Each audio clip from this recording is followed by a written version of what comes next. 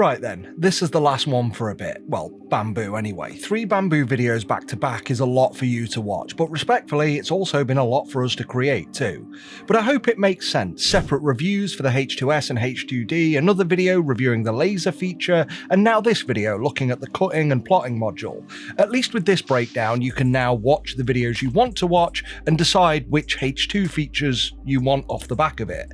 And I'll bet the majority of viewers out there have already written off most ancillary features, but with this one, there's a secret genius value add here that I'm shocked to find so few people have figured out. And if you think you already know what it is, pause the video and add a comment, but I'll tell you now, it's not, yeah, it's a cutter, but because it's Bambu, the UI and workflow are amazing, because right now, that isn't.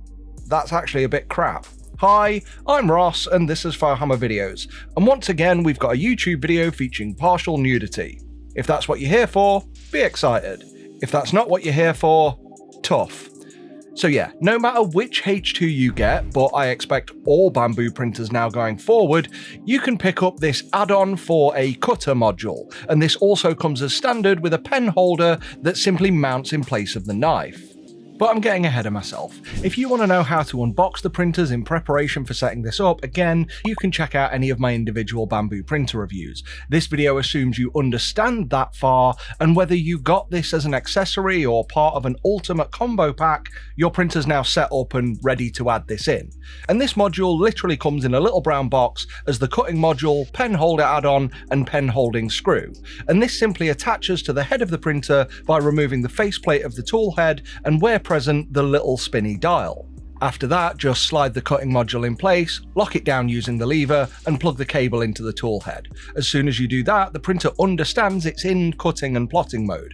That doesn't do anything special really, it's just good that this stuff is detected so you don't accidentally start a print job whilst this is attached to the front. Now though, a quick on-screen dramatic warning before we move on.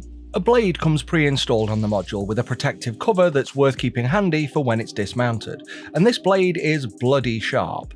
The whole module can be removed. A quick tug while squeezing the tip with firm pressure will gently extract the shaft. And this is also where the pen module mounts by simply jamming its similar rod into the hole, but we'll come back to that in a sec. For the cutting module, you can easily change the blades by simply pushing on the back end to release the grip, pull out the blade and insert a new one. And Bambu do give some great example images of what a good versus warm blade tip looks like on their wiki, in case you think yours might be blunt. So if you do need to check this, just pull out your expensive macro lens and realise that that's not enough zoom to tell, then pull out your magnifying equipment that everyone has in their home to verify. Yay, mine isn't damaged, but it's got some gluey goop on it. Seriously, you'll probably know this is blunt from just using it several times and watching it get steadily worse. New blades are 18 quid or $20 for 5. As for the pen module, as I said before, installation wise, just pull out the blade module and push the pen module in to install it. It's handy that this is so easy to do because if you plan to change colours with this during a job, you'll need to pull out and reinsert it several times until completion.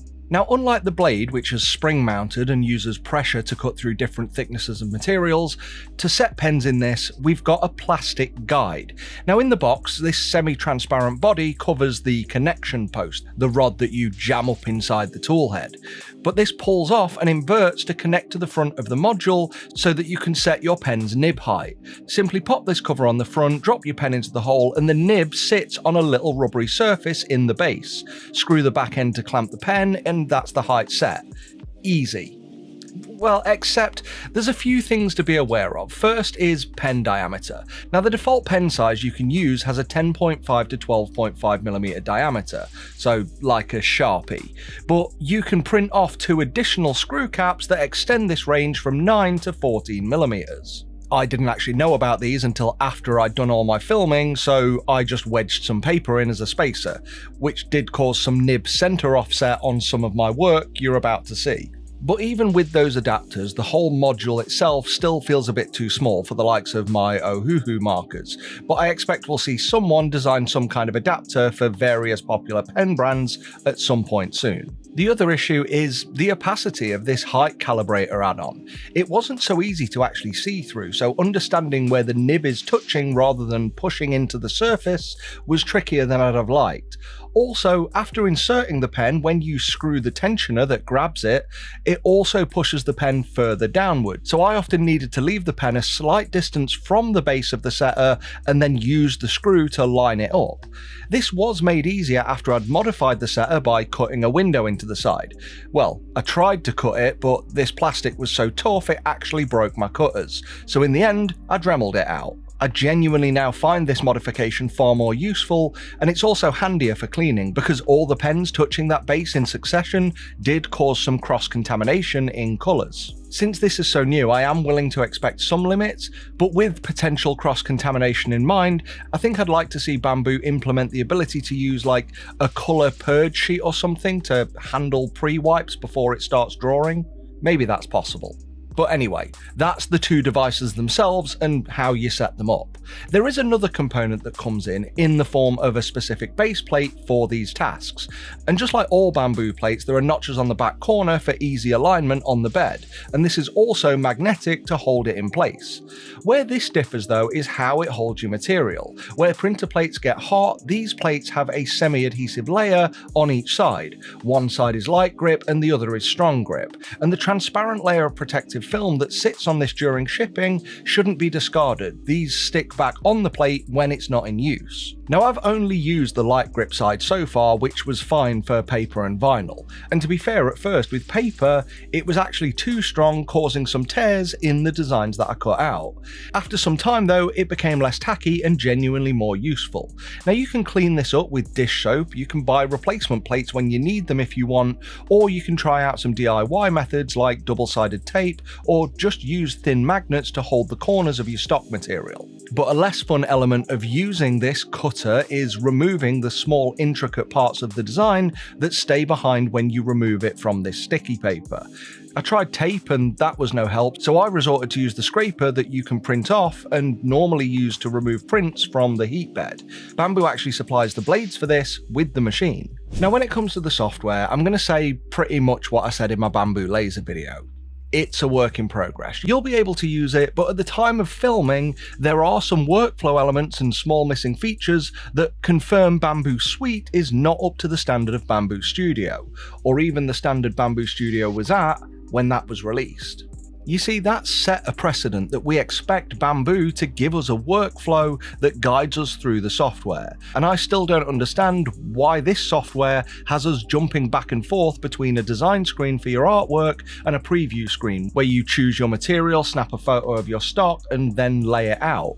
This could easily be all on one screen, as other brands have shown us. But this first screen does point out two differences with the modules, because the cutting area is 300 by 285 millimeters, but because the pen actually sticks a bit forward, a bit proud of the tool head, the drawing area is only 300 by 255 millimeters, so you lose 3 centimeters in depth. And considering, and I've pointed this out a few times, the H2Ds are lacking depth anyway when compared to width and height, yet another reason why I think the build volume should have at least been a cube. Consistency, Bambu, consistency. You're the one who set those standards. Live up to them. Anyway, in lieu of a more sensible workflow, when you first start the software up, you are offered a sample project, which is basically edit some text on a birthday card that shows a Christmas scene. I know people have birthdays in winter, but let's be honest, this is very obviously a Christmas design. Anyway, whether you're cutting or plotting, you'll be using vector images. If you don't know what they are, it's basically designs made using shapes and mathematical angles for paths, rather than normal photos which are more this pixel is red, this next pixel is a slightly different red. But vector designs are how the machines follow paths. For the cutting module, it has one function really: cut along the lines. For the pen plotting tool, you have the line function to follow shape edges, and fill, which colours the shapes in. And when it comes to doing pen work, I think it would be handy if the software actually had a built-in image processing function where you could essentially posterize any normal photo or design. But that's not here. At least not yet. So you'll be doing that in third-party software. There's free stuff online that lets you do it. But anyway, you can import your own vector art or create some designs using the basic shape and text tools within the app. But another annoyance I found with this when using it is that a lot of the Bambu guides infer that the order it performs actions when it's actually making a thing is based on the order of your layers, which are the coloured dots along the bottom in the design space. But in both my laser work and when using these tools, so far in my testing, the order of operations seems entirely random. When of course during plotting, I'd want my lighter colours down first, then move on to darker colours to avoid staining. But no matter what I did or where I moved layers or colours, it would always start with black first, and I don't know why. Now, I'm sure they'll resolve this sharply, and you'll all tell me how wrong I am in the comments, but what I'm saying is at the time of recording, this is or was a frustrating part of my experience, so I'm not going to hide it. Now, one final thing is when changing coloured pens, the machine's UI will actually tell you what colour is next. But for more complicated designs that have similar colours, it'd be better if it actually showed us a 2D preview of the areas that it's going to fill, or if we could at least go back to the Suite software and use the preview function to see the colours it applies in what order. But as of right now, this only renders previews in black and white paths. When it comes to actually using the machine though, it is easy enough. When you first use the cutter, this will calibrate itself by pushing on the bed in different spots to determine the pressure needed for cuts. And you also need to set your material thickness in the Suite app so it knows how hard to press. Now, many of Bambu's existing materials will have their thicknesses set, so you just select them. But for me, when using it after doing that initial birthday Christmas card, I got only 3 card cuts into a following shadow box design before the blade noticeably stopped being as efficient. Now, I managed to resolve this by just applying multiple passes on subsequent jobs, but that's not something you can easily do with vinyl because the second pass will peel the vinyl up. And as for the light box, well, I got this absolutely gorgeous Witcher design from the MakerWorld website, but not in the Bambu Suite app. You see, just like Bambu Studio, the front screen of Bambu Suite also shows a ton of designs from MakerWorld, but these are very primarily all laser cutting designs. Now, I like that on MakerWorld, the website, Bambu thought ahead to split this out from 3D models, but considering laser work, cutting and plotting are really 3 different hobbies, I genuinely think they should split each 3 into very separate sections of MakerWorld 2 before laser pages get overloaded with cutting or drawing designs, or vice versa, and it all becomes a mess. If I want to be inspired to use the plotting tool, show me just plotting designs. The same for cutting. Don't mash them all together with lasers. But yeah, I got this one from MakerWorld's 3D print section. It wasn't designed to be used with the plotting tool, but I was able to make this shadow box from the STLs by just converting the plates into SVGs on a website online and then 3D printing the box on the same machine. And I expect we'll see tons of designs like this fall into the MakerWorld platform because it is the multimedia examples that makes this a desirable add-on. So many other websites would have, here's a shadow box design, now go out and buy a frame for it. So Bambu were right, this is a home manufacturing tool because you can now create various elements of a project all on one device. Now, as for the plotter for my big project in this video, because it took just under 3 hours, I made this copy of Invincible Issue 1, which is just a fantastic series. You must have watched it. Anyway, it didn't come out amazing, but this was also my first attempt where I was dealing with off-center nibs, inconsistent nib pressure on some parts, and since we're currently unable to set nib width in the software, I had some overlap too. But I still think it's cool, and genuinely, there's certainly a pleasing aesthetic element to this style of art that some people will get a kick out of versus, well, just a regular printer. I can already predict there'll be some artist out there, and my fingers crossed it'll be Jazza because we all love watching him. They're going to make a very watchable video where they professionally paint something like a kid's colouring book using a Bambu printer. That is genius clickbait, and I know I've come up with the idea, but someone will beat me to it. And I'll bet there'll be somebody else or a few people making shorts channels showing designs made entirely on this printer. That's literally just waiting to happen. But if only we had a built-in time-lapse function for this type of work using both the side view and bird's eye cameras that the machine has. I'm sure those functions will come. Eventually. because adding time-lapse printing to all of their old printers resulted in so much free advertising that I'm genuinely surprised it's not here already. Which reminds me of two other things we really don't need. Now, when you use this machine as a laser, there's a button on the top that you must press to start a job. That's a safety thing. If you could start the laser remotely, then you would have the ability to set fires remotely too. So that button is a physical way that the machine can confirm you are present when starting a laser job. But that functionality still exists here too. You need to physically press the button to start a cut or pen job, which is completely unnecessary. We should be able to at least start this work remotely. Also, when you're performing any jobs on this, the screen gives you a live preview of what's going on inside, and this is especially handy for machines that have this green laser door because visibility through it is quite poor. And I've said this in a few videos, but I wish this function was present when performing print jobs too, because again, you can't easily see them through the green door. But all in all, conclusion time. This is a good start and the features work, but there's also work to do. I've no doubt Bambu will do it, but right now it does still feel a bit like two machines in one. Yeah, already with the two separate apps, but even on the printer itself, the operations between print functions and suite functions is also inconsistent. It's only mildly frustrating, but because of the quality Bambu usually delivers in their workflows, this is noticeably not up to their own standards yet. So to conclude, let me say this. I've made some stuff on this. I did that shadow box, I got some etched glass effect vinyl online, and I made some badges for my car windows. And I even cut out a t-shirt design on a shirt I didn't realise until now was far too small for me. Gold effect vinyl, heat transfer, ironed onto a shirt, and now I have a unique and fitting design. But will I actually use these features going forward?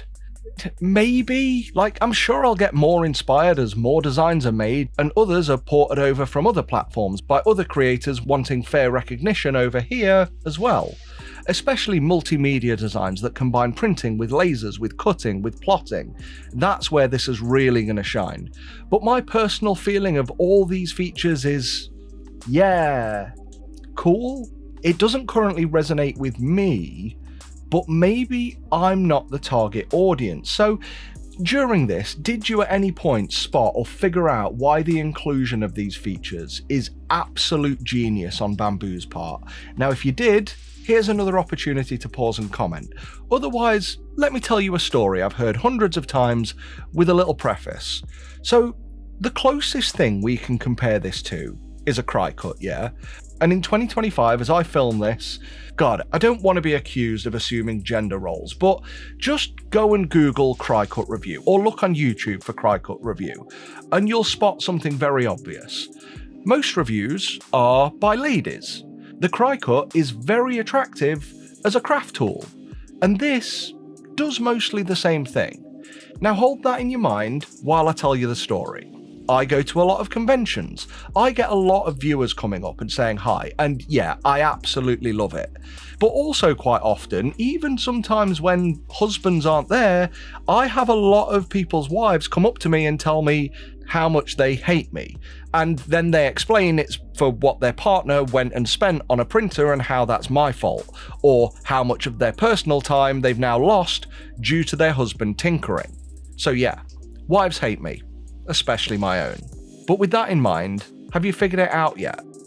No? Well, with these features, Bambu has literally just handed you an excuse to convince your spouse to let you get an expensive printer.